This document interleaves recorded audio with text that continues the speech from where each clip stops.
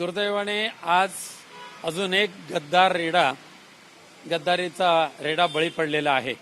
त्यामुळे हे केवळ आणि केवळ स्वार्थासाठी शिवसेना उद्धव बाळासाहेब ठाकरे पक्षामध्ये आलेले बाळमाने, माननीय उद्धव साहेबांनी स्वतःच्या सख्या भावाप्रमाणे त्याला वागवलं, मान सन्मान दिला, प्रत्येक गोष्ट मान्य केली आणि आज ऐन मोक्याच्या वेळेला बाळमानेने गद्दारी करून उद्धवजी ठाकरे साहेबांचा विश्वासघात केला।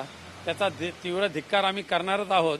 परंतु बाळमाने म्हणजे लाचारी, बाळमाने म्हणजे स्वार्थ अशी त्याची ख्याती होती। त्यामुळे आम्हाला सुद्धा शंका होतीच आणि जे शंका होती ती खरी ठरली।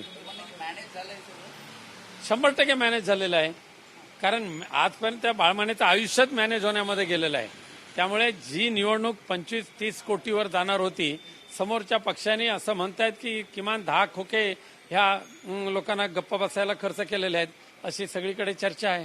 बाळमाने असं देखील म्हणताय की माझ्या पक्षाने मला पाठिंबा दिला, मात्र उमेदवारी अर्ज भरताना किंवा सही करताना अनुमोदन म्हणून कोणी नव्हतं, जर त्यांना फोन केले तर आम्ही देवदर्शनाला गेलो असं महाविकास आघाडीच्या शरम वाटली पाहिजे बाळमानेला। त्यांचे सख्खे साडू शिवसेना नेते माननीय भास्करराव जाधव आणि त्यांचे सुपुत्र हे स्वतः त्यांच्याबरोबर फॉर्म भरायला होते। आमचे सगळे जिल्हा प्रमुख होते। आमचे महाविकास आघाडीचे प्रत्येक वेळेला जुळवाजुळव होत असते, त्यामुळे त्याच्यामध्ये रडण्याचं काही कारण नाही, त्यांच्या डोक्यावर खापर पडण्याचं कारण नाही आहे। तुला घाण खायची होती, तुला शेण खायचं होतं, म्हणून तू महाविकास आघाडीच्या डोक्यावर कशाला कापर पडतोस?